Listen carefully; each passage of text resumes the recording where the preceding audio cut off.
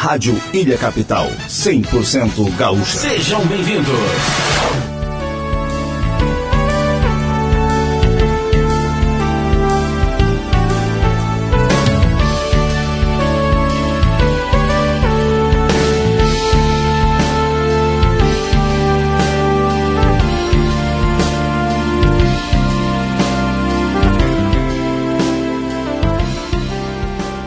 Se o teu cavalo anda meio adoentado, ou é teu cusco que não tá muito legal, tens um amigo que está sempre do teu lado, pra bicharada andar alegre no quintal. Te recomendo, não pensa duas vezes, liga pra clínica veterinária Ingleses. 369-2159 e o plantão 24 horas 9982-6176. Te recomendo, não pensa duas vezes, liga pra clínica veterinária Ingleses.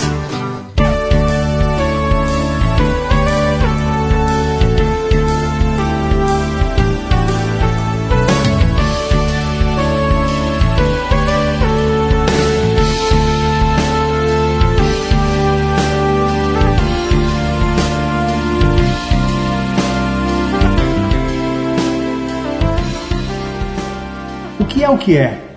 Que entra por nossos ouvidos, invade nossa mente e esta dispara comandos ao cérebro, provocando arrepio nos pelos, lágrimas, risos, vontade de dançar, cantar, tocar e outras emoções únicas? É uma pergunta daquelas, né? Partamos do princípio que tudo o que existe no universo, seja no plano da matéria ou do espírito, se propaga através de vibrações. Essas vibrações são propagadas com maior ou menor amplitude, de maior ou menor frequência, constantemente em todo o universo, que o mantém em movimento. Tudo no universo é composto por uma energia que vibra em diferentes frequências, e isso inclui todos nós. Do ponto de vista científico e metafísico, todos os indivíduos são formados por diferentes níveis de energia, que são física, mental, emocional e espiritual. Einstein afirma que a energia e a matéria são a mesma coisa. O material é de fato uma bolha comprimindo a energia. E essa energia pode ser liberada com consequências catastróficas, como por exemplo as bombas atômicas. Um elétron vibra mais ou menos 500 bilhão de vezes por segundo. Essas quantias gigantescas de vibração produzem som e cor. O universo seria, portanto, uma grande quantidade de cores e sons. Salve, amigas e amigos da Rádio Ilha Capital.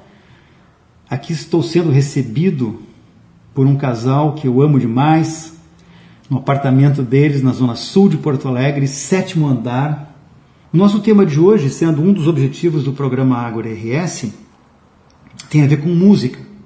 Mas eu coloquei essa introdução do que é em homenagem à minha filha, que ontem nós estávamos ouvindo um dos podcasts onde o Sérgio, que mora na Alemanha, me deu entrevista, e quando eu fiz a abertura do programa com uma introdução de uma ópera cantada por ele, ela arregalou os olhos assim, olha meus braços. Que lindo. Então esses pelos arrepiados, é verdade. Mas não é só pela música, é pela emoção também, né? Eu, por exemplo, estou me arrepiando aqui agora de emoção de estar com vocês dois, que era um encontro planejado já há bastante tempo, né? Flávia e Felipe, os dois com a letra F. É nóis. É nóis, né? Flávia e Felipe. O que vocês acharam dessa introdução? Não, eu estava lembrando do nosso sarau do sábado, porque eu chorei nesse sarau. É mesmo, eu vi. Eu chorei, eu me emocionei muito nesse sarau, né? Então é esse poder da música, né? É. Não, logo que tu falou, eu já sabia do que você estava falando. Pra mim era música. E eu estava lembrando do que eu escrevi ontem no Facebook, chamado do meu próximo programa, que eu me lembrei do meu avô, que ele falava muito do belo, né? Ele era um amante do belo, né? Inclusive da música. Então, a natureza, a arte, assim, ele caminhava já devagarinho, ele velhinho caminhando devagarinho pela calçada, cantava um passarinho no mar e ele parava. E ficava assim, com os olhos brilhando, e uma música bonita que ele tocasse, tudo. Ele era um amante do belo, e eu tava lembrando desse arrepio aí. Tu vê, ele estava interagindo com o universo, quando ele parava na calçada, olhando de onde vinha aquele canto, né? E tentando entrar em relação com aquele canto. As lágrimas da Flávia tu entrou em relação com aquele momento específico ali, né? Quando você estava ouvindo alguém cantar, né? Ele enxergava tudo isso como manifestação do divino. Eu escrevi isso ontem. Ele tinha muita fé, ele era um cara de muita, muita fé. E até escreveu um livro depois defendendo essa tese. Que o divino se comprova se evidenciando sinais do belo na natureza ou na arte. Dizem os ateus, os agnósticos, que o divino é uma desculpa para quem não consegue entender as coisas, né? Os milagres são outra desculpa, né? Então há uma resistência, para mim, inexplicável, de tu aceitar o que está diante dos teus olhos, né? Mas não é simples tu ter essa percepção de que aquela emoção que tu sentiu naquele exato momento tem alguma coisa a ver com isso que o Einstein se referiu, de que é tudo a mesma coisa, matéria e energia e sons e cores, né? As cores têm, sem dúvida alguma, eu até me referi quando eu cheguei aqui no apartamento de vocês, que essa cor meio âmbar dá um tom agradável, né?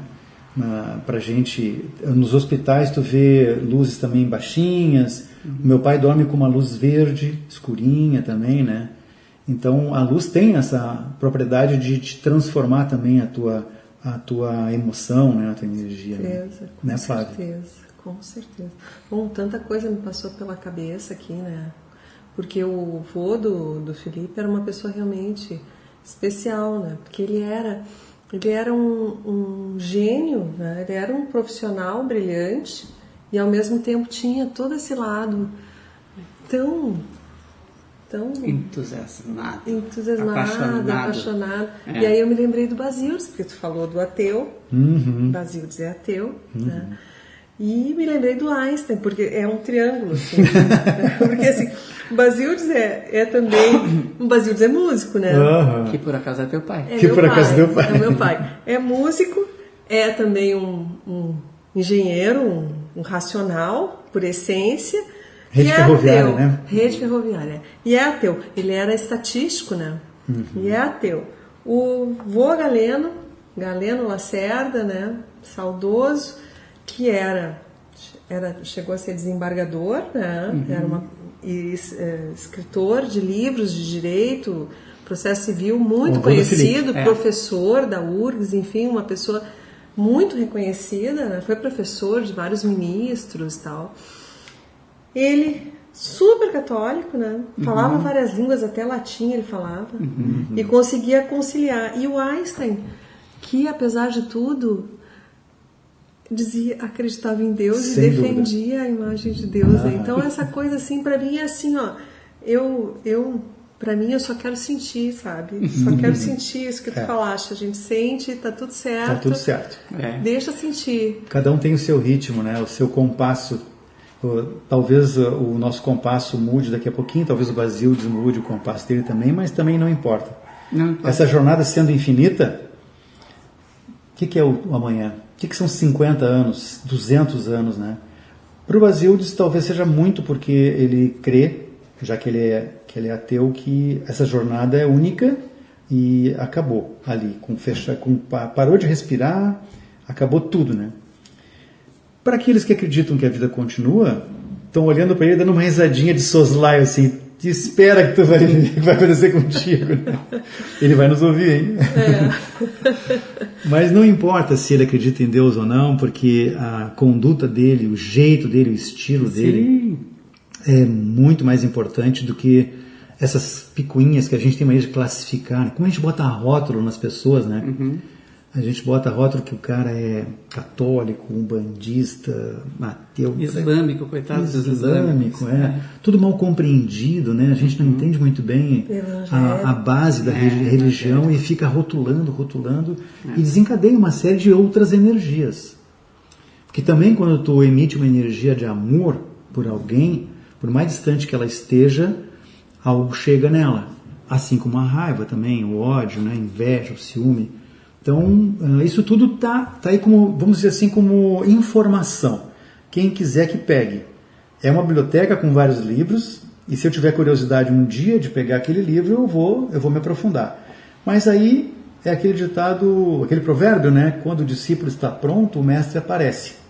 Então, às vezes, tu está num momento especial, assim, de pegar um livro de uma estante e estudar sobre determinado assunto, né? Hoje é mais fácil de tocar o dedo na tela e dar um Google, e aí tu tem ao alcance das mãos tudo que pode precisar, né?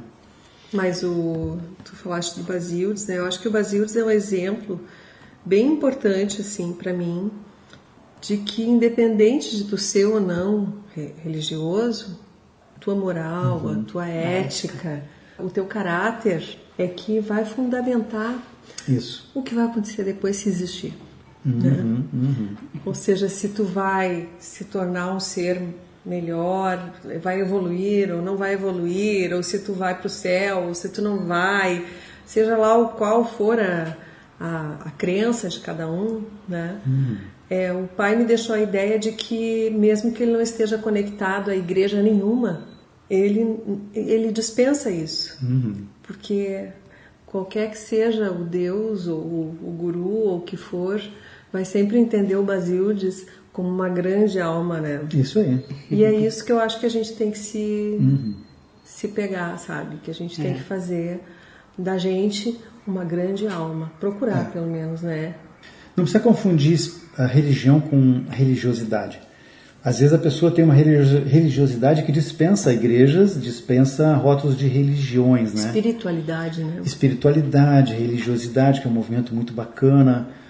Tudo isso que tem na base, o que tu dissesse agora há pouco, Flávia, da moral e da ética, né, de ajudar quem está por perto, que nas Bíblias tem lá ajudar o próximo, né, o bom samaritano. E que é tão importante, né, como direção. Eu acho que o Basílides reconhece isso também. O pai entende a Bíblia como uma grande professora. Ele respeita muito. Ele não tem essa postura do ateu contrário que despreza. Não, pelo contrário. O ateu que discute. E o pai diz assim, se o cara discute é porque na verdade ele não é ateu. Se ele fosse, ele não discutia. Nem ele diz assim, fé é uma coisa que a gente tem que respeitar. Pronto. Absolutamente. Eu geralmente faço o meu primeiro bloco do programa conversando com a pessoa com quem eu estou proseando sobre a infância dela. E o segundo bloco eu falo sobre adolescência, juventude, época de decisões. E o terceiro bloco a gente fala sobre o presente, sobre onde andamos, e vai quase que no foco do programa, que hoje é música, né? Então a Flávia já deu algumas pistas da infância dela, porque o pai dela tem esse perfil, né? Mas o que tu acrescentaria para nós aqui sobre a tua infância, que tu lembre com alegria, seja a fase escolar, sejam as brincadeiras, os brinquedos, a vizinhança, a comunidade? O que tu relata pra gente? Não precisa ser só de alegria, pode ser de alguma experiência que te marcou muito, né? Eu acho que eu vou falar da casa onde eu morei, que é uma casa na beira do Rio Guaíba, né? Em frente ao Rio Guaíba, na Vila Assunção, com um grande quintal, nós éramos 4 filhos. Minha mãe e meu pai nos davam liberdade total, a gente era completamente solto naquela Vila Assunção para sair, para ir para o rio, para subir nas pedras do rio, para voltar, para ir para o mato, para voltar. Nós tivemos muitos bichos, muitos animais, e meu pai e minha mãe sempre com muitos amigos e com muita música. Então, a casa sempre cheia, né? A casa sempre cheia. A casa do meu pai era uma casa aberta para qualquer pessoa. Então, as minhas amigas gostavam de ir para lá. Isso se perpetuou. As amigas da minha filha, uma vez uma delas me disse assim, tia, o lugar que eu mais gosto de ir é a casa do vô. Que era uma casa aberta, né? Então, assim, eles não ficavam fazendo sala. Tu podia entrar e às vezes a gente chegava lá e encontrava. Como eu falei do Marco, tinha um amigo do André, o Gugu Rhodes, que às vezes estava lá no piano e o André não estava em casa, sabe? A Valéria fazia festas assim que todo mundo dormia por lá. Era um lugar que foi um lugar maravilhoso. A minha infância foi maravilhosa. E quem tocava piano na tua casa? Nós todos. Nós todos Fizeram tocamos aula? piano, fazíamos aula. Mas quem tocou melhor e toca melhor até hoje é o André. E os filhos dele, o Arthur toca muito bem também. Eu vou chutar, vocês foram alunos da mãe da Beatriz Bordini? Não, nós tínhamos uma professora chamada Elcita Machado Holtz. Ela era irmã do Peri Machado. E ela morou na Alemanha, foi casada com um alemão e era uma pessoa maravilhosa, concertista. Era uma velhinha naquela época. Ela vinha com o coquezinho dela de ônibus, sempre maravilhosa, sempre alegre. Eu me lembro dela com tanto carinho. Então ela ia à casa de vocês? Ia em várias casas da Assunção. E ela tinha uma boa didática? Vocês gostavam da aula dela? Maravilhosa, porque a dona Elcita, ela me ensinou a tocar com emoção. Eu nunca mais tive uma professora que nem ela. Ela dizia assim, sente, sente, sente, vai tocando o que tu sente. E aí não tinha mais importância muito aquilo que estava na partitura, que era engessado talvez por uma gravação famosa ou alguma coisa assim, né? E aquela emoção passou para mim. Tanto é que eu tenho piano por causa disso. Porque a minha mãe dizia assim, minha filha, o teu irmão toca muito melhor que tu, mas quando tu toca eu choro. Olha aí que legal. Então o piano é Chora teu. não, porque tá ruim. Chora de emoção. Arrepio aqui. Arrepio, né? Vamos deixar claro. Esse é o Felipe. Vamos fazer um bate-bola agora, vamos ver como é que foi a infância do Felipe, as lembranças dele. Estamos falando de música, então eu tive muita influência do meu pai. Muita. Então tem fotos de... Eu sou guri de apartamento, mas também com vista para o Guaíba. Na bucólica Avenida Cristóvão Colombo, 11º andar, sacada para o Guaíba. E tem fotos de eu pequenininho com uns fones de ouvido desse tamanho, maior que a minha cabeça. Tem gravações minhas com 2, 3 anos fazendo dueto com a Bethânia, que ele botava a Bethânia, um LP da Bethânia para tocar no toca-disco, e um microfone, um gravador lá, estamos falando no final da década de 70, e canta junto. E eu cantando junto com a Bethânia, do meu jeito, né? Negue teu amor e teu carinho, eu cantava. Só que eu achava que era Meg, porque era o nome de uma cadelinha de uma família amiga nossa lá. Aí você, Meg, teu amor. Mas quem te instigava era o teu pai. Mas sim, minha mãe é maravilhosa. Mas o meu pai, que tem essa veia musical, ele é sobrinho neto do Araújo Viana, do maestro. Olha. Do maestro. Ele é Araújo Viana Antunes. Toca algum instrumento também, teu pai? Arranhava um pouco violão na juventude, depois adulto aprendeu um pouco de flauta transversa. Mas o que ele toca mesmo é o assovio. Assovia como ninguém, desde bebê de colo, a minha avó nos bondes e ele assobiando, a minha avó passando vergonha. Aquele bebezinho de colo assobiando, antes de falar ele já assobiava. Ele assobiando é de arrepiar. Mas, a tal ponto que ao lado do nosso prédio tinha uma casinha. E eu dizia lá nos meus 4, 5 anos que aquela casinha ia ser meu escritório. Escritório de quê? É irrelevante. Era meu escritório. Pronto. E o meu sócio seria um tio bisavô que eu tinha, que era a pessoa mais velha que eu conhecia. Acho que eu associava a idade e a sabedoria. Portanto, seria um bom sócio, meu tio bisavô. E quem iria trabalhar naquele escritório eram a Bethânia e a Alcione, de secretárias. E o pai perguntava, mas elas vão fazer o que no escritório? Ué, cantar enquanto a gente trabalha. Então isso com 4, 5 anos. Você imagina a maluquice. Se um dia eu for entrevistar a Bethânia, eu vou fazer a proposta para que ela toque. Aí com 8 anos eu ganhei um violão do pai e comecei a fazer aula particular. Também o professor que ia em casa, estudei assim acho que uns 2 anos, aí me matriculado no projeto Prelúdio da URGS. Ah, sim. Aí eu aprendi violão clássico, flauta doce, canto, e fiquei lá uns 3, 4 anos. Depois voltei a ter um professor particular em casa, mas era aquele esquema, né? É meio como o Vinícius. Eu deixava para ensaiar o que eu tinha aprendido 15 minutos antes do professor chegar. Eu não tocava durante a semana, eu não ensaiava. Mas aí abriu-se uma janela na minha vida que foram os songbooks do Almir Shediac, que estão ali naquela prateleira. Quando lançou Caetano Veloso, acho que foi 86, eu não conseguia tocar aquilo. Tu comprou ou ganhou? Eu ganhei, eu tinha 10 anos. eu não conseguia tocar aquilo. Era muito complexo. Era muito complexo. Aí bossa nova, eu não conseguia tocar aquilo. Eu até pedia ao professor me ensinar e ele também não tinha vontade de me ensinar aquilo, mas era o tipo de música que eu gostava. Quando veio Cazuza e Rita Lee, aí eu já devia ter uns 15, 16 anos. Mais pop. Aí eu conseguia, era mais fácil. E aí eu já não estava mais com aula. E aí eu disse, vamos aprender esse negócio aqui. Bom, tinha as cifras, eu sabia ler partitura. Pronto. E eu voei no sonobooks, sem professor. Claro, depois de ter estudado uns 6 anos, sei lá, de violão. E aí foi, né? Tocando e cantando. Tocando e cantando. Só em casa, violão, né? Em casa. Eu era muito fechado, assim, com o colégio, coisa e tal, eu era muito fechado. Aí lá adiante, ali no meu 2º ano do ensino médio, por ali na época 2º grau, começou o passeio de turma, coisa e tal, lá pela Santa, eu disse, acho que eu vou levar o meu violão. Aí o pessoal descobriu que eu tocava. Uhum. E aí abriu-se outra porta. Aí eu disse, que interessante, como as pessoas gostam, né, de cantar junto. Aí que eu senti a força do violão num grupo. Sim. Porque eu tocava sozinho em casa, ou no máximo aniversário do vô, com os primos, coisa e tal. Tios, enfim.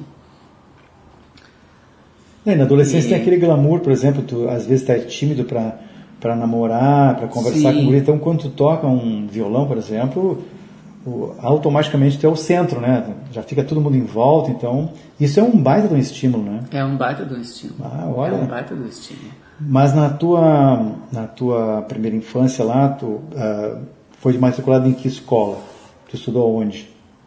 O colégio? Isso. Primeiro ano, 2º ano? Eu estudei em 3 escolas, sem contar, claro, as escolinhas, mas a partir da primeira série, primeiro comecei no americano, 3 anos, aí conseguimos uma vaga no Uruguai, ali no Parcão, Sei. que era uma escola estadual muito boa. E aí foram mais 3 anos, porque aí era o governo Simão, começou aquela função de greve. Greve. E aí, assim, acho que dos 3 anos, 2 anos eu enfrentei greve, sendo que no último ano, acho que a gente parou mais de 2 meses, sei lá. Foi violenta a coisa. Aí meu pai conseguiu Farroupilha. Então, na 7ª série eu fui pro Farroupilha. Lá... E eu me formei lá, Três Figueiras. Lá em cima, Três Figueiras, né? É. E a tua escola qual foi, Flávia? Eu estudei aqui no Cândido Rondon, que é a escola Santos Dumont, né, também. Santos Dumont na pracinha ali, né? Ali que era, até a 5ª série era Cândido Rondon, depois virava Santos Dumont. Então eu estudei ali no Cândido Rondon, aí quando eu estava na 5ª série, nós nos mudamos para Salvador. E a gente passou 1 ano em Salvador. O pai foi Transferido. Na verdade, ele quase pediu exoneração da rede ferroviária. Ele recebeu um convite para trabalhar como engenheiro da Petrobras. E foi para lá, nós nos mudamos para lá, e o pai não se adaptou, o pai voltou. Mas nós já estávamos em ano letivo lá e ficamos lá. E aí, no final do ano, a gente voltou. Então, passamos 1 ano em Salvador, que foi para mim foi maravilhoso, para todos nós foi maravilhoso aquele período em Salvador. A gente tinha um grupo de amigos, todos gaúchos, porque eram os engenheiros gaúchos que tinham ido para lá, que a gente conhecia. Os filhos estavam juntos. Tinha uma colega minha do Cândido Rondon, que estava lá também, e filha da Ziza Goulart, sim. Simone Goulart. E aí a gente sempre se encontrava com aquela turma em Itapuã, Piatã, aquelas praias, final de semana era sempre na praia. E era um lugar maravilhoso, né? A Bahia foi maravilhoso, ficou. A Bahia foi um momento maravilhoso que a gente viveu lá. Voltamos com muita saudade, muita vontade de ficar, mas voltamos, né? E aí primeiro eu fui para... Nós morávamos na Venâncio Aires e a gente estudou naquela escola pública Luciana de Abreu, que tem em frente aquela praça da Jerônimo de Ornelas, ali. Eu fiquei 2 anos lá e depois eu fui para as Dores. A partir da 8ª série, eu fiz nas Dores, no centro. Que tempo bom, né? E nesse período tu já tocava piano, legal, mas só que você não podia levar o piano embaixo do braço, que nem o Felipe levava o violão, né? Não, eu tocava piano e eu comecei a tocar violão lá na escola, né? Porque... Mas assim, eu sempre nunca tive aula assim de violão, né? Nem com o teu pai? Não, assim, eu fui aprendendo. aprendia, pegava uma coisinha. Eu toco um pouquinho, mas na verdade eu nunca precisei tocar muito, porque eu tinha o pai, e agora eu tenho o Felipe, né? E a música era sempre roda de samba, e grandes grupos lá em casa, cantando e tocando, né? Sempre com muita gente, assim, então a música estava lá, né? Vou te contar uma curiosidade. Quando eu conheci o Basílides, vendo ele nas quartas-feiras, a gente com o Clube de Mães, preparando os cantores para o sarau do final do mês, eu achei que ele fosse professor de violão. Eu disse, que legal, esse cara é professor de violão. Jamais imaginei que ele fosse ser um engenheiro elétrico, né? Civil, né? Então, ele nem sabe disso. Eu não falei para ele no dia que eu entrevistei ele. Mas eu achei que ele fosse professor porque ele tem uma pegada didática assim, bem tranquilo e paciente, vamos lá e tal. Então deve ser muito bom tu ter sido filha dele para pegar esses macetes que ele tem, aquelas notinhas que ele, quando ele canta no sarau ali, a gente olha que maravilha. Inclusive o pessoal chama ele de mestre, né? É muito querido ele. Ele tem essa coisa, essa sabedoria, né, de social, uma sabedoria social. Que algumas coisas ele ensinou, que é, por exemplo, quando ele foi montar o sarau, era ele, o Antônio Celso e o Lisboa. Eles estavam procurando um lugar para tocar. Quem está nos ouvindo agora pode olhar esse podcast aí, que eu fiz com o pai da Flávia, chamado Saraus da Vida, uma coisa assim. Mas está lá, a palavra-chave é sarau. Isso. E aí eles acabaram indo para o Clube de Mães, aí chegou lá e o pai disse, olha, aqui não pode ser show, porque show ninguém vai assistir mais de uma vez, né? Aqui tem que ser um sarau participativo, então uma música por pessoa, cada pessoa da plateia vai vir tocar, vai vir cantar, participar e nós vamos acompanhar. E essa foi a grande sabedoria que manteve o sarau vivo até hoje, né? Porque... é isso, as pessoas... Tu pode ir para um bar e tal com as pessoas e gostar do som que tem lá, e tu pode ir várias vezes lá. Mas para perpetuar a tua presença, tu tem que participar. Sentir parte, né? Sentir parte. Fazer um rápido intervalo e já voltamos.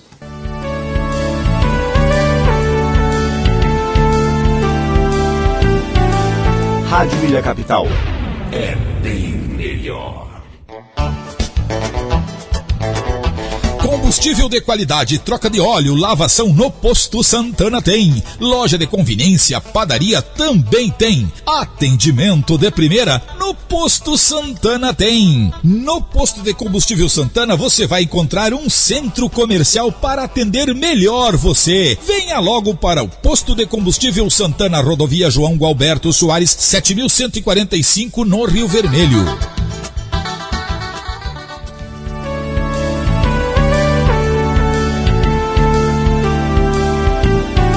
Voltando do nosso primeiro intervalo, segundo bloco, teoricamente, a gente vai falar sobre a juventude, né? E os momentos decisórios. Mas não vamos ficar tão presos assim nessa formalidade. Apenas, como eu não tenho roteiro pré-estabelecido, não costumo fazer perguntas prévias, né? Gosto da coisa mais assim, orgânica, natural, né? Então, alguma coisa eu fiz, que seria esses 3 blocos, né? Mas dentro deles a gente circula, vai lá na frente, volta e tal. Tá tudo certinho. Na adolescência, os valores que a gente aprendeu na primeira infância, até as próprias vivências na família, né? A família tem um papel importante na vida da gente, né? Não estou nem dizendo família de um jeito ou de outro jeito, mas família. Família estendida pode ser também, né? Pode ser uma pessoa que viveu com as tias, né? Com os primos. Mas tem um papel importante, né?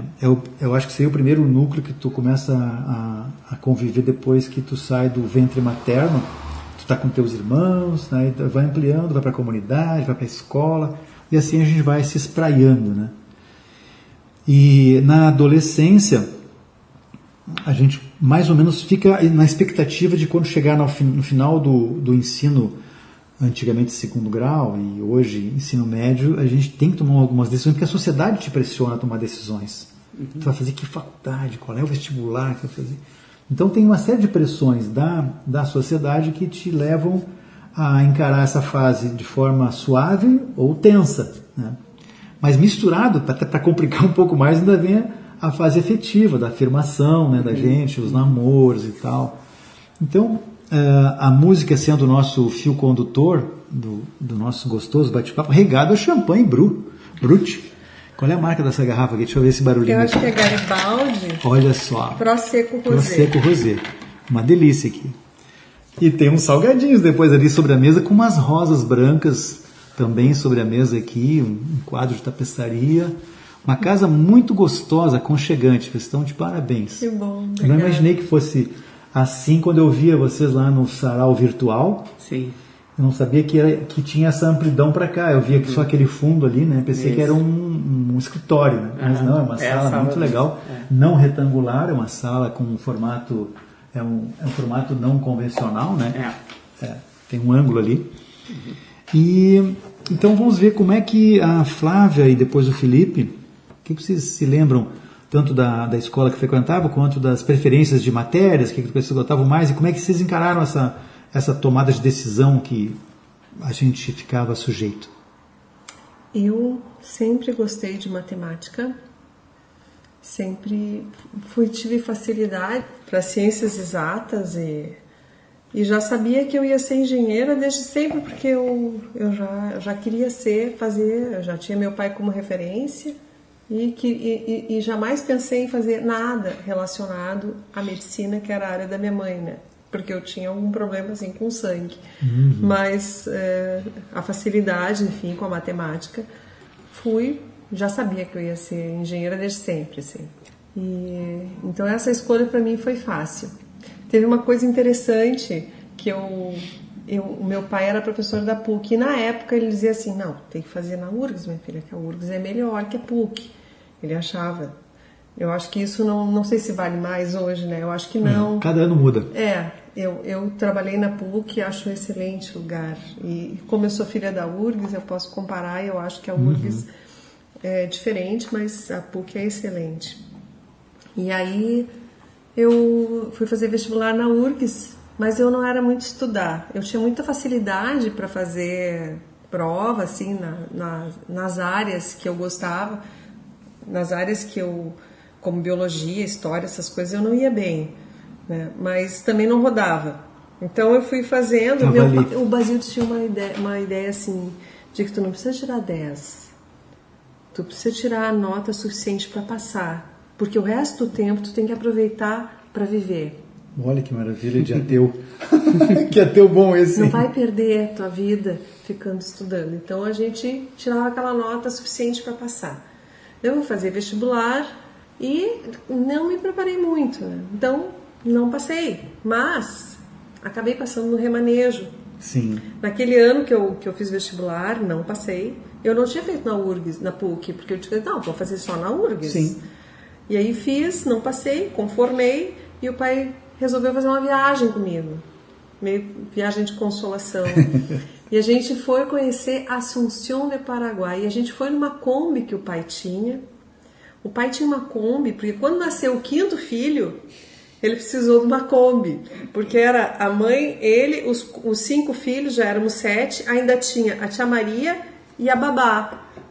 Então era quase uma van. Era uma Kombi. Era uma Kombi. E ele tinha embaixo da Kombi assim, um armário que era um piso falso. Sim. A gente botava ali tudo, que cabia de tudo lá. E a gente pegou a Kombi e fomos nós dois. O motorhome. Fomos visitar as missões e fomos visitar o Rio Uruguai, Iraí. Me lembro que a gente passou em Iraí, na reserva indígena. E fomos até Assunção do Paraguai, onde a gente tomou banho no Lago de Pacaraí e cantamos a música Una noite tibia nos conhecemos. E foi muito bonita aquela cena. Assim. Que lembranças, hein? Foi muito linda. Puxa Depois vida. voltamos, e quando nós voltamos, devagarinho, assim, também parando em outros lugares, um belo dia eu acordei de manhã e a tia Velci estava lá em casa, minha madrinha, irmã do pai. Mas o nome da Flavinha no jornal, Basílio, eu disse, olha aqui. Passou na remanejo. E o pai só assim, eu sabia. Eu me lembro disso, eu estava dormindo. E aí eu pulei faceira, né? Acabei que deu tudo certo, né? Na minha escolha, assim. Então, na época que fez vestibular não tinha a segunda opção, né? A terceira opção. Tinha. Tinha a primeira engenharia civil, a segunda era outra coisa. Tinha isso? Tinha ainda. E eu nem me lembro o que eu escolhi. E tinha curso 2 também, tu te lembra? Tinha curso 2. O curso 2 tu podia viajar, mas podia fazer medicina se tu quisesse, sim, né? Sim, Eu fiz alguma coisa? Não fiz. Não fiz porque a minha faculdade foi meio conturbada, assim. Casei e tal. Acabei parando a faculdade. Não fiz curso 2. Quando eu converso assim, dessa maneira, como o Felipe vai falar agora sobre a adolescência dele, é porque eu acredito que nós somos um mosaico constituído ao longo dos anos que a gente viveu. Então, em algum momento, quem está nos escutando vai montar na sua imaginação, né, o mosaico que constituiu a cada um de nós. Né? Então, agora o Felipe vai dizer que quais são as lembranças dele dessa fase crucial. Bom, para mim, assim, eu não sei da onde eu fui para engenharia química. A minha dúvida era química ou engenharia química, também foi fácil. Para a tristeza do meu avô, tristeza entre aspas, porque o meu avô Galeno, ele dizia, para que vai brincar com vidrinhos? Brincar com vidrinhos, química era brincar com vidrinhos. Porque ele é da área do direito, e ele é apaixonado pelo direito, e teve 10 filhos, e dos 10, acho que 7 se formaram em direito, enfim, ele é um filósofo. Ele era um filósofo. Então, essa coisa então, ele tem brincar com humanas. vidrinhos, não sei o quê. Mas, porque meu pai é arquiteto, a minha mãe se formou em letras, e depois, mais adiante, fez direito. Mas, não sei, Tu é filho único? Não, eu tenho 2 irmãos mais moços. Minha irmã fez administração, meu irmão fez engenharia de produção. E tu engenharia química? Eu engenharia química. E depois fiz mestrado em engenharia de produção. Então, a minha irmã também fez mestrado em engenharia de produção. Meu irmão foi atrás. Meu irmão é 17 anos mais moço que eu. Temporão. Temporão. E não sei, a minha dúvida era química ou engenharia química. Aí eu fiz engenharia química. Música, porque aí, o que aconteceu? Esse meu avô, naquele verão, eu devia ter uns 16 anos, eu acho. Eu estava com uma turma muito boa na praia, de primos, amigos, e o meu avô tinha um amigo na praia que organizava encontros musicais. E meu avô resolveu me levar. Esse amigo se chamava Jorge Maciel, depois chegou a frequentar o clube uma época. Que praia? Atlântida. E o meu avô me levou com o violão. E era eu e os velhos. Eu com 16 anos. E eu fiz um sucesso com os velhos.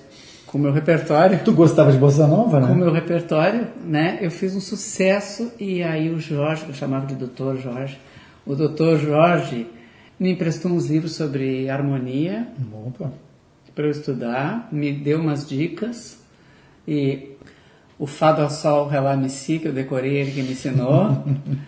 Enfim. E aí eu fui picado pela mosquinha, sabe? Porque aquele negócio de tocar numa roda e as pessoas gostando e cantando, coisa e tal.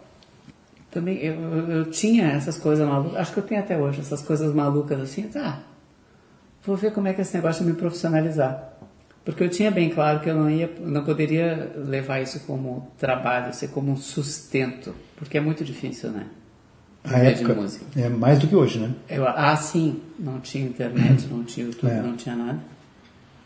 Então, e eu adorava química, então a engenharia química estava tranquilo. Mas aí, no alto dos meus 16 anos, eu peguei um ônibus até o centro, fui lá na Ordem dos Músicos. Bati. Com licença, como é que eu faço? Como é que é? Aqui, isso aqui tem essa apostilazinha, tem que estudar, tem uma prova, tu faz uma prova. E ganha carteirinha. Teórica, acho que tinha prova oral e prova de instrumento, e ganha carteirinha. E aí tá, músico profissional. E assim fui, disse, gente, eu vou estudar esse negócio aqui, falei pro pai e pra mãe, vou estudar esse negócio aqui, vou lá. Aí voltei com o ônibus, agora com o violão embaixo do braço, com licença, vim fazer a prova. Fez e passou. Carteirinha. Carteirinha. Até hoje tu tem? Tenho até hoje. Aí no verão seguinte, era eu em Atlântida, a bater nos lugares, com licença, vocês estão precisando de música? Os barzinhos? Barzinho mais ou menos. Restaurante? Né? Restaurante. Eu toquei no Baile Raia algumas vezes em Atlântida, poucas vezes, enfim. Depois aqui... Fez sucesso. Ganhava cachê? E aí comecei a engenharia aqui. Ganhava cachê. Legal. Cachêzinho, assim. É couvert, né? Uhum. Couvert. E os amigos que iam assistir, os parentes dos amigos, mãe, pai, vovó de amigos. Só a família dele, né? Já a família da minha mãe é enorme. Lotava o restaurante. 10 filhos o Galeno teve. Aí eu voltei daquele veraneio, acho que foi, ou sei lá, não importa. Aí também já com 18 anos, já na faculdade, primeiro ano da faculdade, começaram as aulas em março, eu lendo o jornal, aberto edital para uso dos espaços culturais de Porto Alegre. Isso o que é isso? Fui ver. Era o edital para ocupação do Teatro Renascença, Sala Álvaro Moreira e Teatro de Câmara. Podia me inscrever para fazer um voz e violão num lugar desses, né? Eu humildemente pensei, né? Fui me informar. Sala Álvaro Moreira, como é que é? Tem que definir um repertório, tem que fazer um release, tem que não sei o quê.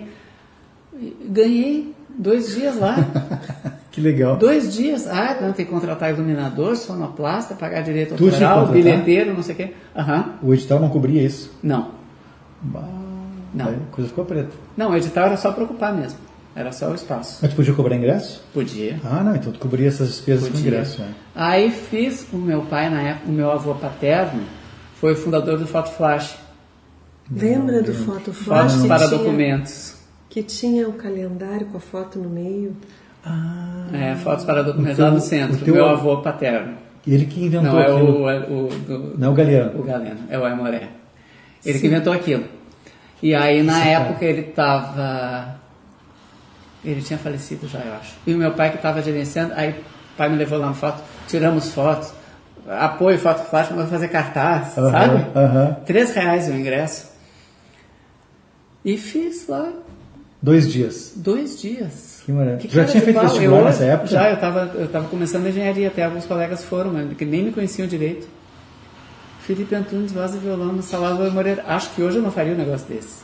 Tá com que idade? Desculpe te perguntar. Estou com 45. Então tem mais moço que o Paulo Venegas. Paulo José Venegas, engenheiro químico também, foi o meu primeiro podcast. Que é aquele do Ars Pro Vita, o projeto aquele Ars Pro Vita, né? Ele também fez química, engenharia química, nos conhecemos lá nas trocas de cadeiras, assim, eu estava na matemática, ele tinha algumas disciplinas no meu prédio, eu tinha no prédio dele também. Uma colega comum nos apresentou e nunca mais nos desgrudamos como amigos, né? E parceiros musicais também. E ele, à época, fazia engenharia química sendo um baita músico, né? E aí ele queria financiar a compra dos instrumentos com o salário do engenheiro químico. Então ele se sujeitou muito tempo da vida dele para fazer isso aí. Ele comprou um Prophet 5, que é um teclado sintetizador, que tinha só 5 notas simultâneas, né? Prophet 5, né? Pagou à época, eu acho que $5 mil, uma coisa assim. Então ele é também engenheiro químico. Sabe que a matemática, a engenharia tal, tem uma base na música também, porque quando tu monta uma pauta, tem aquela sistemática toda de compassos, de tempos, né? Aquilo ali é pitagórico.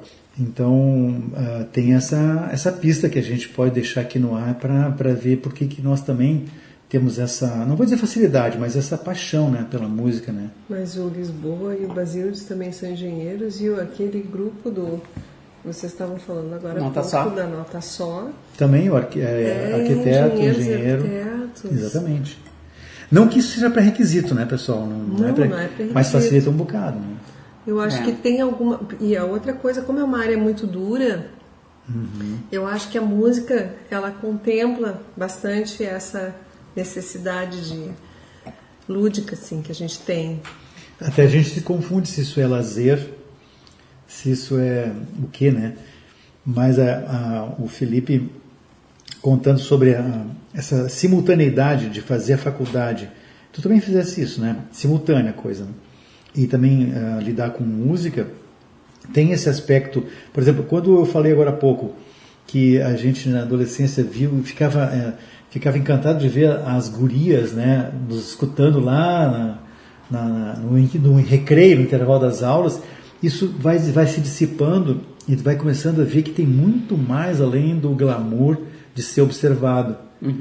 Aí vai para essa linha da Flávia, que a música é muito mais do que isso, é um alimento para a alma, né? Totalmente. Então aí fica equilibrada essa coisa de... Mas tem um valor, vou usar a tua expressão, é um catalisador. Né? Talvez essa armadilha de tu começar a tocar para ser observado, né? Aquela coisa do ego, seja o catalisador. Depois tu já está fisgado, né? Que parece que nós três estamos fisgados, né? E é legal as soluções que a gente encontra para essa coisa gregária, que tu dissesse que lá na praia tinha uma pessoa que fazia encontros musicais, né? Isso. É quase que uma necessidade. Tu não tem como fazer música assim, isolado, sozinho, a não ser que seja um profissional que compõe só para ganhar o teu dinheirinho, mas é quase que automático tu juntar com pessoas, né? Quantos grupos musicais vocês já integraram? Se é que integraram algum? Eu queria referir que na adolescência eu tive uma influência forte de uma amiga, uma grande amiga, que é minha amiga até hoje, que foi no teu aniversário, a Inês. Inês. Que cantava super bem, tocava violão também. Ela toca violão e canta. E ela fazia uma parceria com a minha irmã, com a Cláudia. Que a Cláudia é soprano e ela é contralto. E as duas faziam segunda voz, a primeira voz e a segunda voz. Elas têm muita facilidade, um ouvido maravilhoso, as duas. E aquilo me impactou muito. A Inês no violão cantando e a Cláudia cantando junto. Muito do meu incentivo para tocar violão foi por causa delas. A Cláudia não tocava, mas a Inês tocava. E as duas têm vozes lindas, né? Mas então, grupo musical tu não integrasse nenhum, assim, uma banda? Não, eu nunca integrei. Eu integrei coral, mas já com mais idade, né? Eu, na verdade, nunca fiz música como Felipe. Né? Eu tocava piano, tinha esse envolvimento familiar com música, essa curiosidade de tocar um violãozinho, mas eu nunca tive o envolvimento sério que o Felipe teve. Assim. Tu também integrou alguma banda, Felipe? Olha, eu tive uma experiência maravilhosa contigo e com o Alexandre naquele sarau da Miriam Lagos. Sim. Que a gente fez, né, do recital da Miriam Lagos, que foi uma experiência muito marcante para mim. Foi a primeira vez que eu toquei com banda. Mas foi só para aquele evento. Nós não éramos banda, a gente se juntou para fazer o recital da Miriam, né? Foi só para aquele evento. Mas depois, aí tem toda a história do Clube de Mães, que eu não sei quando vai entrar, nem se vai dar tempo. Vai. Mas depois teve o Clube de Mãos, que foi num período que a minha empresa, a área que eu estava trabalhando, ela estava em processo de encerramento e ainda não sabia para que área que eu ia. Estavam tentando ver se conseguia colocação para mim em outra área. A empresa que tu trabalhava como engenheiro químico. Que eu trabalho como engenheiro químico até hoje, que eu trabalho desde 99. Então foi o ano que eu tive, surpreendentemente, pouco trabalho mesmo. E aí eu tive tempo de fazer isso. Te dedicou um pouco mais para isso. Aí nós formamos uma banda. Tu tem um programa, um sábado por mês, né? São obras comentadas, né? Isso. Obras comentadas que vale a pena no canal do YouTube. É só YouTube? Tem Facebook? Só no YouTube. E se eu botar obras comentadas, eu chego nele. Obras comentadas. Vale a pena. Tá tudo depositado lá, tá lá o acervo, né? De tudo que foi feito até hoje. Entrevistas maravilhosas, assim, inusitadas para mim. Eu sou fã do Felipe nesse programa e eventualmente quando eu não consigo mesmo eu assisto depois, né? Porque essa é a vantagem de ficar gravado ali, né? Além de vocês dois coordenarem o sarau virtual, né? No segundo sábado de cada mês, que nós vamos chegar em seguida, logo depois desse segundo bloco de comercial.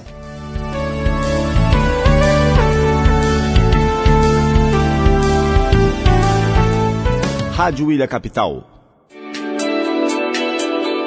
Ilha da Magia, Florianópolis, Santa Catarina. Pensou em transporte? Pensou 048 Turismo.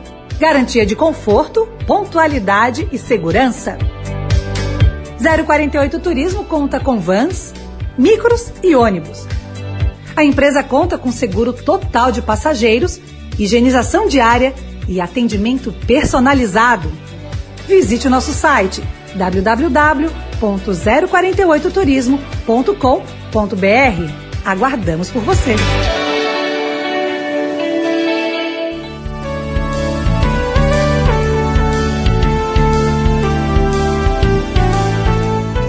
Aqui estamos para o terceiro e último bloco, falando sobre o presente desse casal maravilhoso. Flávia e Felipe, e eu iniciaria com aquela coisa da curiosidade, né? Como é que essa dupla se encontrou, em que condições, há quanto tempo estão juntos, né? 2002. 2002 se conheceram. Vamos lá então, memória. Então, foi uma coisa interessante. Naquele ano, eu estava terminando meu doutorado na URGS e eu passei num concurso no DAER. E na hora de assumir, eu fiquei muito em dúvida se eu assumia ou não, porque se eu assumisse, eu não ia terminar o doutorado. E eu acabei desistindo do DAER. E é uma coisa que até hoje eu penso que me custou, porque logo em seguida veio a reforma, que hoje eu sou funcionária pública e eu perdi muitos benefícios, né? Muitas coisas. E na verdade, naquele ano, se eu tivesse aceito aquele concurso, eu não teria conhecido o Felipe. Tu vê. Então eu até hoje agradeço. Por isso eu agradeço todas as vantagens que eu perdi. Porque foi incrível. Declaração de amor, hein, Felipe? Olha.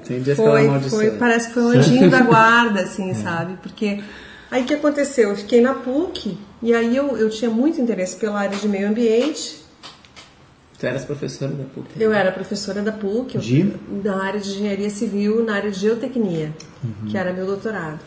Então eu comecei a trabalhar com essa parte de meio ambiente, que era o que eu gostava. E aí apareceu um curso na PUC que eu podia fazer de graça, porque eu era professora, pedi para fazer, que era um curso de especialização em gestão ambiental. Só que eu ia quando eu podia. E eu comecei no meio do curso, porque eu tinha filha pequena, eu era separada, eu tinha uma filha pequena, eu tinha que dar aula à noite, eu trabalhava de dia, e aquela confusão assim, quando dava eu ia. E eu cheguei de paraquedas naquele curso lá, a turma já estava andando há não sei quanto tempo, assim, naquele primeiro dia, assim, cheguei, não conhecia ninguém e tal. Ninguém apresentou. E aí eu olhei assim para a turma, eu estava sem dinheiro e eu estava com fome. E eu olhei assim, pensei assim, quem é que vai me pagar um café? Quem é que vai me pagar um café? E olhei para um cara, um senhor, aquele senhor vai me pagar um café. Não sei por que tinha alguma coisa nele familiar. Era o Mário César, né? Cheguei, tu pode me pagar um café? E o Mário, claro que eu posso te pagar um café, pagou um café e tal. Nosso padrinho de casamento. Puxa vida. O Mário César, um grande amigo já falecido. Foi um grande companheiro, né? Foi. Eu conheci o Mário e ele dizia assim pra mim, tu tem que conhecer o Felipe. Ele conhecia o Felipe também. Conhecia porque o Felipe estava fazendo aquele curso. Sim, mas tu chegou na sala onde estava o Felipe. Sim, mas a gente não se conheceu. Sim. Eram 40 pessoas. Eram 40 pessoas e ele era meio fechado. Né? Uma vez eu encontrei ele no elevador e ele não me cumprimentou, virou de costas, assim, eu tive esse cara, não é de muita conversa. Tá me esnobando. Não é de muita conversa, parece que nunca me viu. Mas então assim, né, o Mário dizia assim, tu tem que conhecer o Felipe. Eu não sabia quem era o Felipe. E eu tinha uma outra amiga que era professora também, que era minha colega, ela dizia assim, Flávia, tu tem que conhecer o Felipe. Por que o Mário dizia isso, a tua colega? Então, ele dizia, tu tem que conhecer o Felipe porque tu e o Felipe combinam. Que isso. E assim, né, bom, até que chegou setembro... Por causa da música, né? Por causa da música. Era. Aí chegou setembro... Era o elo, era a música. Ele tocava violão, ele toca violão super bem. Que aí eu tava já sem vergonha. Primeira jantada, chegava com o violão embaixo do braço. E o Mário dizia... Exibindo barbaridade. Isso, a Carla e o Mário falavam isso. Aí chegou setembro, nós tínhamos uma viagem pro Promata, que era a reserva ambiental da PUC. E eu fui na viagem, cheguei lá, encontrei o Mário e disse, hoje que tu vai conhecer o Felipe. Entramos no ônibus e Flávia, Felipe. E a gente começou a conversar. E sentaram lado a lado no ônibus? Parou de conversar. Até hoje. A viagem inteira. E assim, ó, conscientemente, eu pensava, nós chegamos a comentar isso, né? Ninguém nesse ônibus ia falar o que a gente está falando. Porque a gente gostava da mesma rádio, a gente ouvia os mesmos programas, FM a gente Cultura. Gostava das mesmas músicas. FM Cultura. Já começa por aí, que não era uma rádio. 107.7. 107.7. Sabe, a gente tinha muitas afinidades, né? Muitas afinidades. A gente ficou muito amigo e a gente começou a fazer o curso de MPB. Daí veio o curso de MPB. Eu estava fazendo.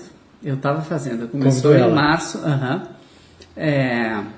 História da MPB no Santander Cultural. Também vi no jornal, fui lá. Era toda segunda-feira, final da tarde. E eu trabalhava como auditor, como trabalho até hoje. Então, às vezes viajava, não sei o quê, mas eu dava um jeito, eu pedia, acho que o pessoal do agendamento, pelo amor de Deus, segunda-feira me programem auditorias em Porto Alegre e Arredores. Deu um branco.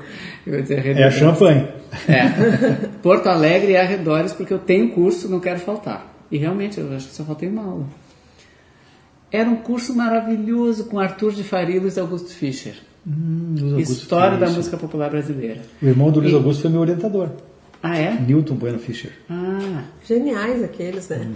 E aí, assim, como é que era a aula? Cada aula tinha um tema, então começava lá com pré-história, né, que é a questão da modinha, lundu, etc. Né, aí o início do século XX, aí Noel Rosa, cada aula tinha um tema, era um total de, sei lá, 20 e poucas, 30 aulas, não sei.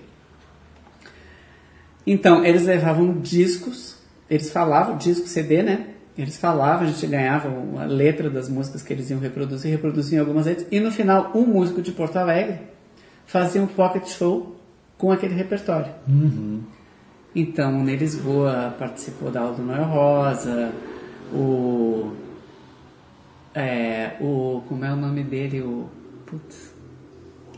Sarau Elétrico. Da Amigo banda, Punk. Amigo Punk. Sim. O Frank Jorge, Jorge. da Jovem Guarda e assim por diante.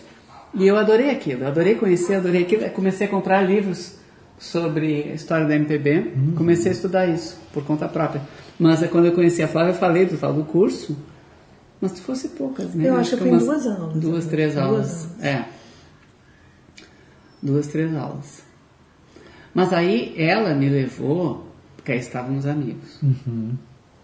Ela me levou num sarau. Clube de Mães, sarau, Basildes, como é? Na Vila Assunção. Como é o nome dele? Basildes. Ela disse que era o pai dela? Sim. Tá. A Inês estava junto dessa vez. Na Vila Assunção. Cheguei àquela festa, sexta-feira, né? Nunca tinha entrado lá, sentei num cantinho, não estava inscrito para coisa nenhuma, mas veio a Marietinha, Marietinha, mestre de cerimônias. Tu queres cantar alguma coisa? Podes cantar uma música. De improviso. Então tá, vou cantar Sampa. Cantei Sampa. Tu levou violão então nesse dia? Ou pegou o violão do Basildes? Sei, não me lembro. Tinha violão. Acho que eu peguei violão do Basildes, não me lembro. E aí comecei a frequentar o sarau, né? Amiguinho? Mas aí no fim do ano começamos a namorar. Final de 2002. Tivemos um upgrade na amizade. E foi de silver para gold. E foi uma coisa que deu tão certo, né? Tá dando até hoje, né? A gente tem um pacto de que a gente vai ficar junto só enquanto for legal. Nós já estamos juntos há Vamos nos 20 anos aí, quase. vai bem. E qual é o tempo?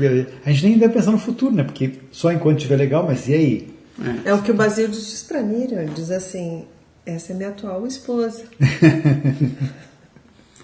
Sabe que falando sobre essa questão de meu e minha, possessivos, né?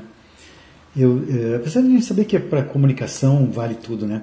Mas nessa de comunicação, tu acaba viciando com algumas palavras e elas passam a ter uma força.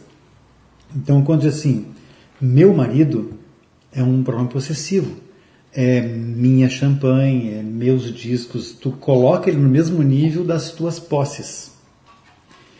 Então, o que o Basildes disse é por aí, eu estou casada com o Felipe.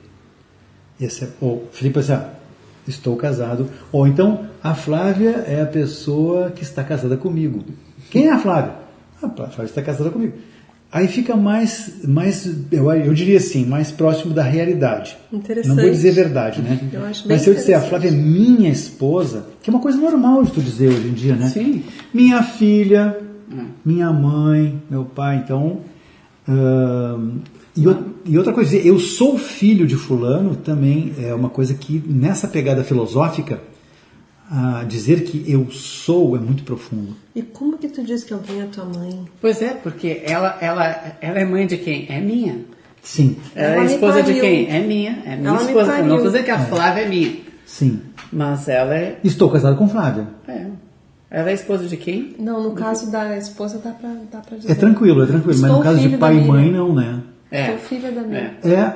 Não, mas isso aí fica a critério de cada um pensar, porque é um time, né? Sim. Então, dá para se comunicar. Mas eu fico na dúvida pela linguística se esse uso frequente de uma expressão não acaba te dando a sensação de posse. Claro. Então, tu sofre quando tu perde. Claro. Se tu perde teu celular, tu sofre. Se tu perde a tua esposa, tu vai sofrer da mesma forma. Se uma pessoa querida morre, perdi minha mãe. Como é que tu vai perder uma coisa que não é tua? Eu posso perder meu celular. Então, tá tudo imbricado, né? Essa coisa de posse aí. Então, por exemplo, estou sofrendo porque eu perdi minha mãe. Como assim perdeu minha mãe? Ela simplesmente fez parte de um momento do universal da vida, onde a morte é um fenômeno isoladíssimo. Ela viveu 90 anos e teve um episódio da vida dela que foi a passagem. Então, a gente deixa de lado 90 anos e fica triste por um instante. Que pode ser um dia, até 2 dias, né? É muito interessante isso. Estou sofrendo porque minha mãe morreu. Não. Tu está sofrendo pelo que tu lembra da tua mãe. A morte não produz sofrimento. Pela falta que ela faz, a partir daquele momento. Mas essa falta tem a ver com o que é no início do nosso programa. Ah, sim. Com que te o que é que entra pelos meus ouvidos, brinca com a minha mente. Então, essa falta que eu sinto das pessoas que partiram desse plano físico está ligada na minha mente. Claro, é uma construção minha. Uma construção. Nós estamos agora aqui recordando a infância de vocês, a juventude de vocês. Está localizado isso na memória de vocês. E eu acho que essa perda que a gente fala tem muito a ver com essa memória. Toda Porque, vida. na verdade, tu tá perdendo alguém que tem a memória da tua vida, que tem o registro. Ou que faz parte da memória da minha vida. E que faz parte, e que sabe do que tu passou. Então é um testemunho da tua vida. E essa coisa de alguém testemunhar é muito importante. Porque é alguém que te conhece, é alguém que sabe da tua história, sabe do que te constitui. Mas talvez o nosso sofrimento seja também porque eu sei da história dela. Também. Até onde eu fui testemunho, né? Exato, e porque faz parte uma da outra. Exatamente. Então, vocês viram uma expressão muito interessante, eu sem fronteiras. Nós falamos no início do nosso bate-papo que é tudo energia. Então não há fronteiras entre o meu pensamento e a direção que eu uso para ele, né? Não há fronteiras, barreiras, né? Então o eu sem fronteiras seria assim, eu essência não tenho fronteiras. Agora eu crio fronteiras, que é a roupa que eu visto, que é o título que eu conquistei, a posição econômica que as minhas posses, as tuas crenças, minha casa, meu carro, minha conta bancária, minha roupa. Então essas coisas são minhas mesmo, mas não sou eu. Na hora que eu me confundo com as coisas que eu tenho, eu estou com algum problema de identidade. Por outro lado, se tu não tiver todos esses contornos e não tiver, se a tua essência for sem fronteiras, fica difícil tu te identificar, tu ser um indivíduo. Tá falando de papéis. A gente desempenha papéis. Papel. A gente desempenha papéis. Tu é mãe do Vinícius. É assim que eu me identifico. Tu tem um papel de mãe. Isso. Mas tu tem uma função de mãe. Na hora que a gente mistura papel e função, é complicado. Ainda ontem a gente conversava sobre esse assunto numa reunião de estudos. Um empresário, dono da empresa, contrata pessoas. Então, as pessoas contratadas enxergam ele como um patrão, aquele que provê o salário no final do mês e tal. Então, ele desempenha um papel, tanto no imaginário dos funcionários, quanto ele faz questão de desempenhar esse papel. Então, como é que ele vai ser autêntico do ponto de vista assim, eu quero expor a minha essência?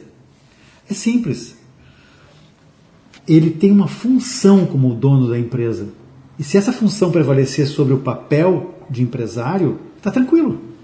Então, a pessoa não vai enxergá-lo como um patrão, aquele que vai me demitir. Ela vai enxergá-lo como alguém que tem uma função específica naquele conjunto, naquela proposta empresarial ali. Alguém tem que ser gerente, alguém tem que ser a pessoa que é vendedora, alguém tem que ser o Big Boss. Né? Então, mas se ele fizer uso disso, eu sou o Big Boss. Tu te cuida que eu vou te demitir. Aí é um papel. Aí é o papel, né? Exatamente. Então, usando a figura do papel celofane... É tão importante isso, porque... São reflexões bem legais, né? Bem legais.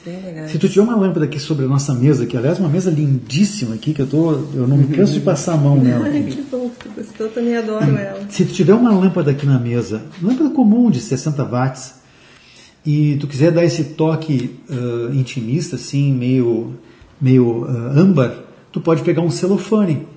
Um celofane amarelado, alaranjado, e tu cobre aquela lâmpada com aquele celofane. Se tu quiser levar essa lâmpada para o teu quarto e ter um sono reparador, tu pode colocar um celofane verde, talvez, seja a tua cor preferida, né? Então bota um celofane naquela lâmpada ali.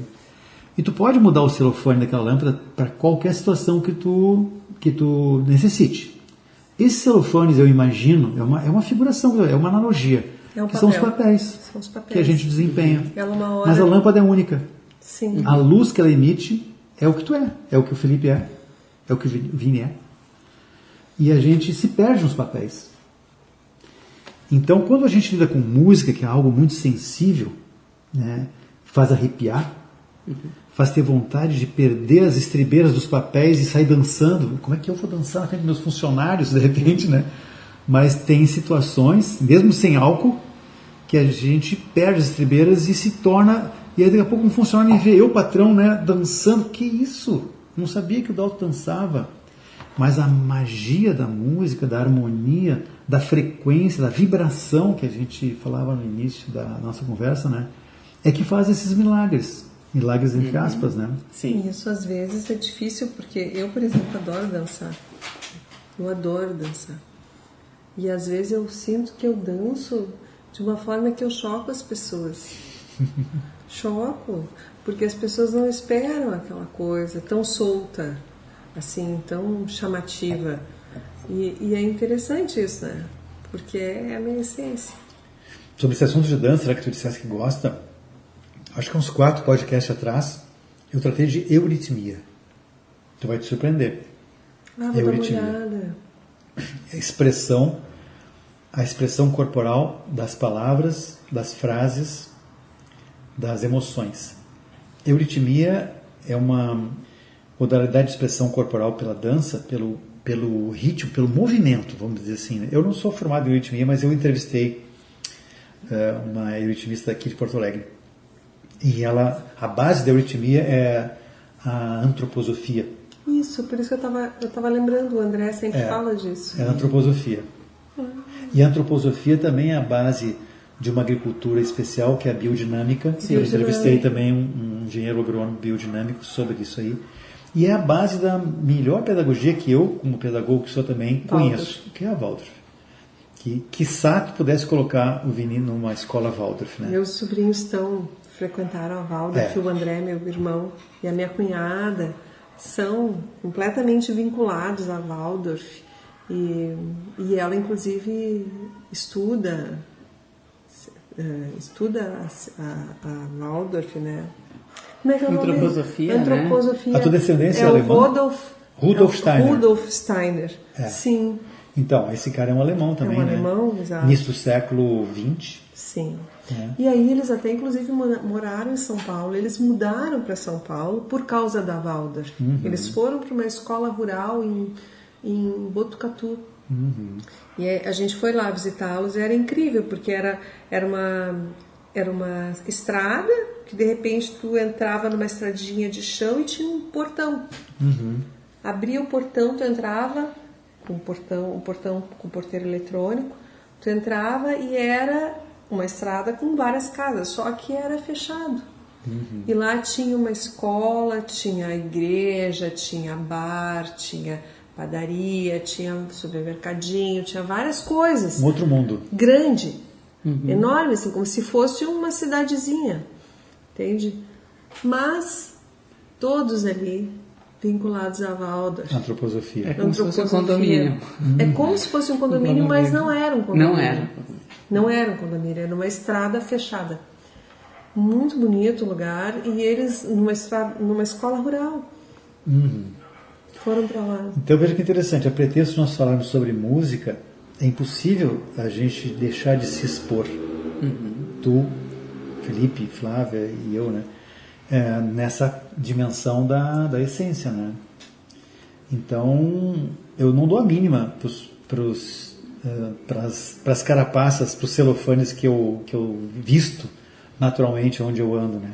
Aqui eu me sinto bem na casa, no lar de vocês, né? Eu não necessito aparentar alguma coisa, né? Eu me sinto como o irmão de vocês aqui, né? E é um privilégio estar podendo fazer uma gravação dessas, porque as pessoas que vão nos ouvir talvez se decepcionem porque eu fugi do roteiro, que seria a música, né? Mas tudo que nós estamos falando tem harmonia, e harmonia é uma palavra usada pela música. Claro.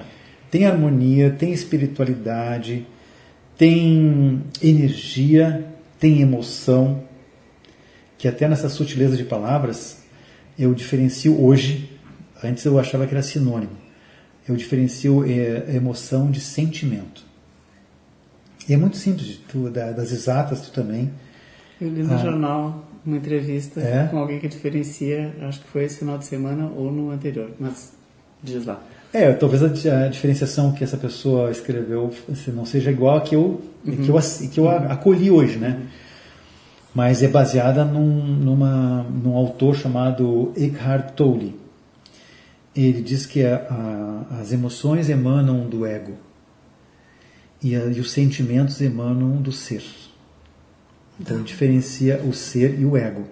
O ser é o que existe. O ego são essas expressões, esses rótulos, essas embalagens, esses envoltórios que a gente se vale, né, para ser. O ego é importante, não é um diabinho. Ele é fundamental para nos comunicarmos. Eu estou usando aqui dimensões do ego para conversar com vocês e também com quem vai nos ouvir futuramente, né? Mas essa consciência, e a palavra consciência também é uma sacada muito legal, essa consciência de que eu estou no comando e não o ego é uma conquista, assim, né?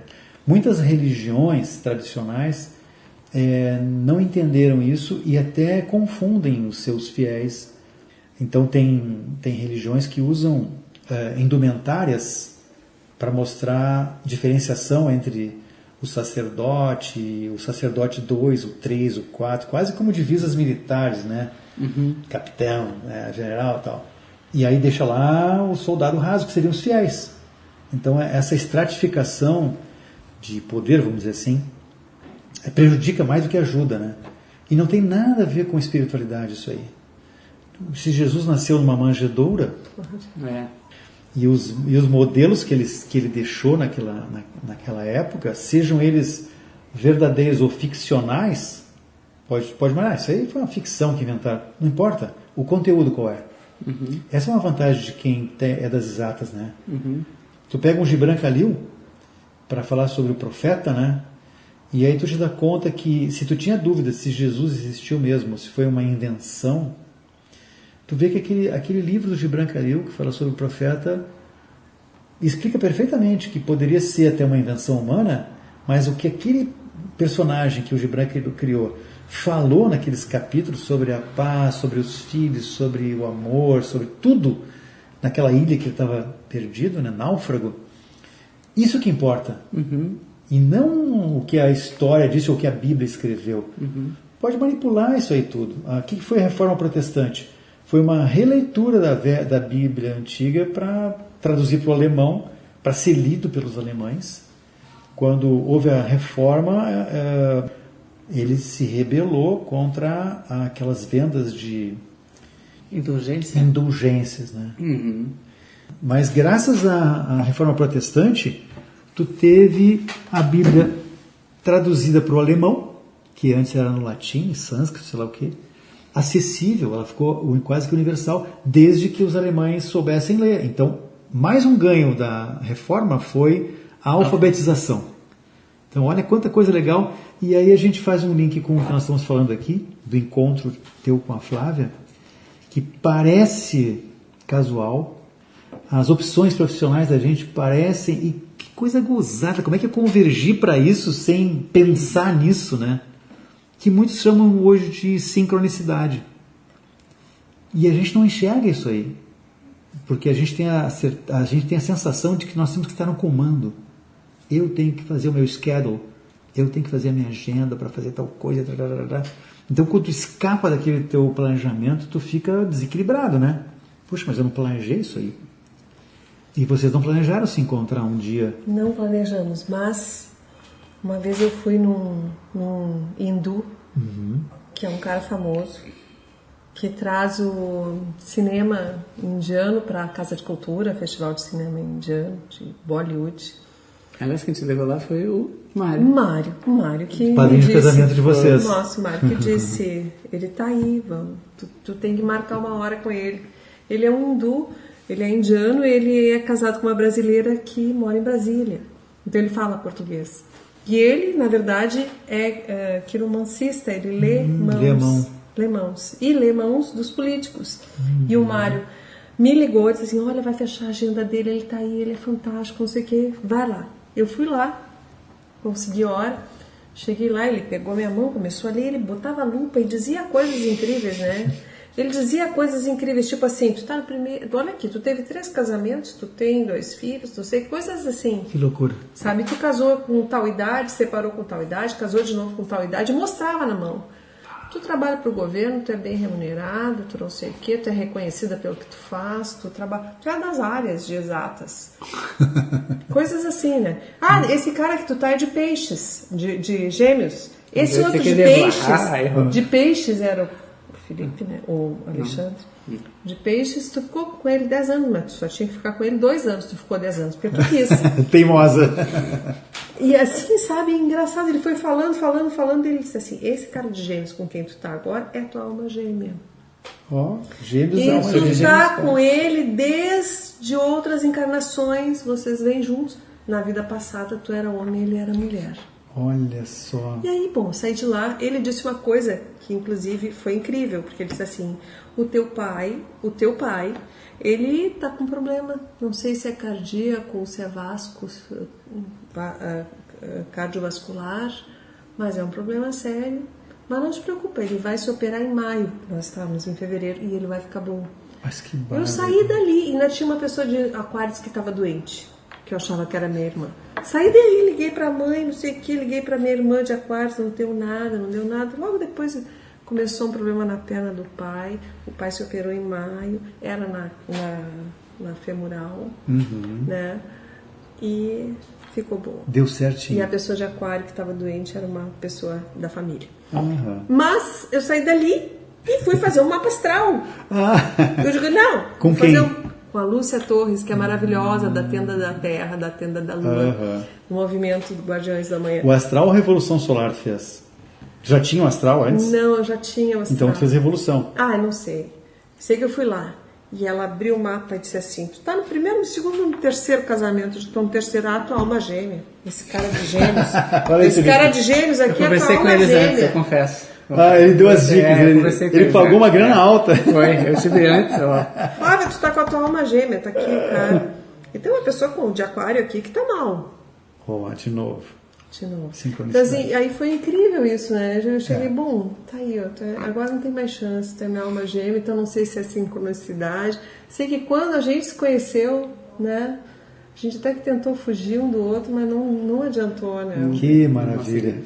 Não adiantou, fomos contra todas as possibilidades. Eu me sinto privilegiado de testemunhar esse momento aqui, de sinceridade, de amor, de afeto, né? Muito legal mesmo, sabe?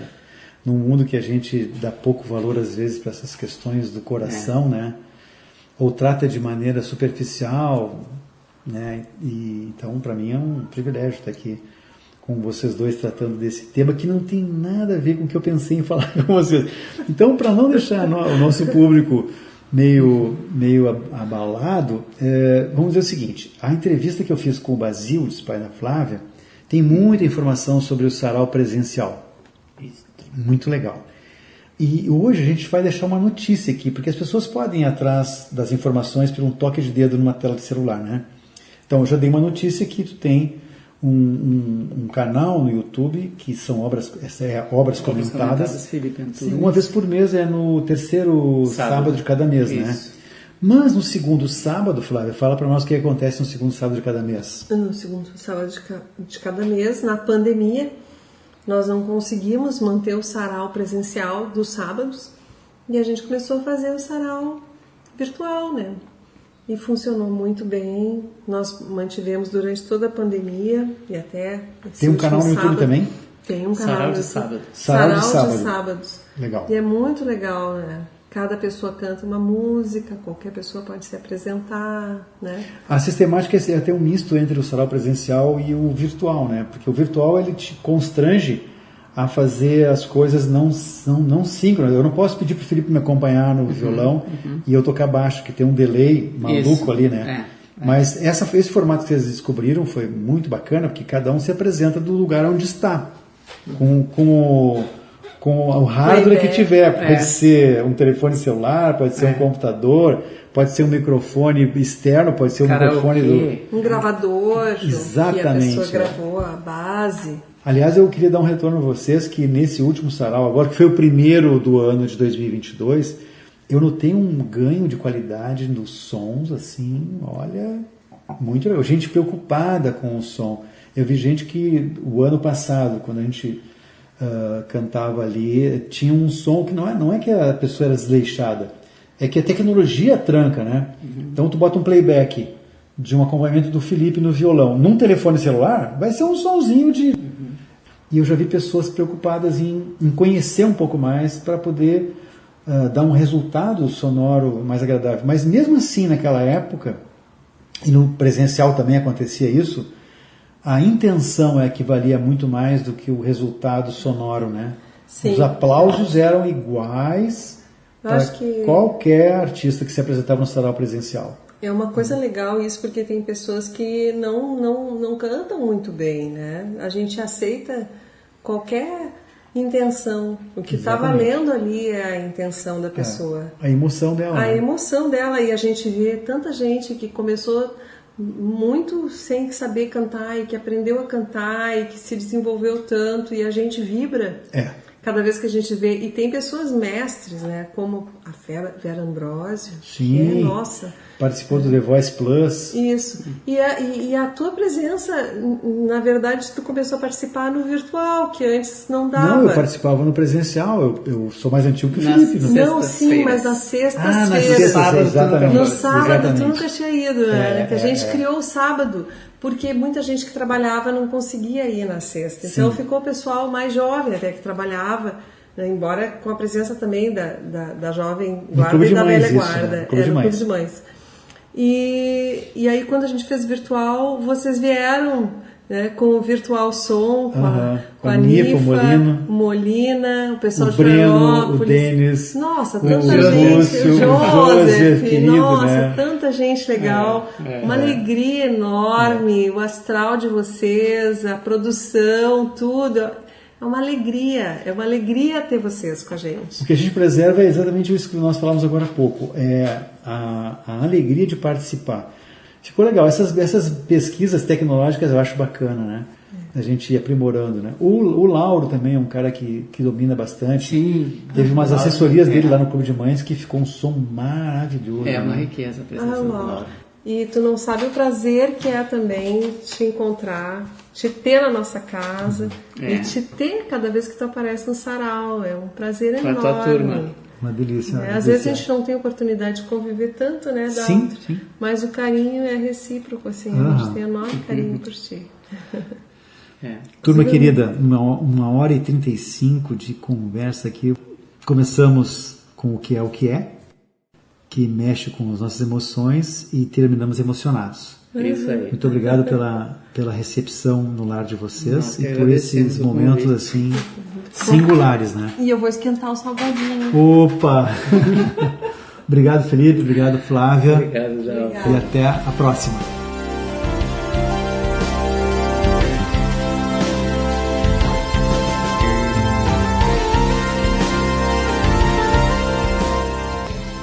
Por hoje ficamos por aqui e até o próximo Ágora RS.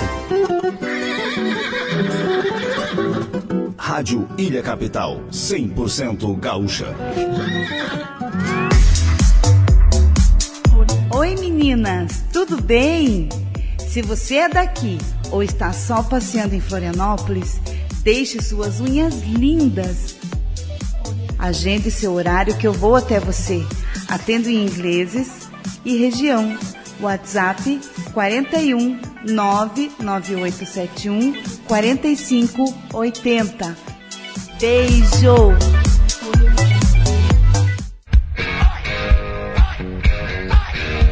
Você gosta de pedalar? Brutus Bike é o ponto seguro da sua pedalada. Serviços, peças, acessórios e equipamentos em geral. Brutus Bike, tratando sua bicicleta com carinho. Na rodovia João Gualberto Soares, 17317, na Barra da Lagoa. Brutus Bike, 999-646883.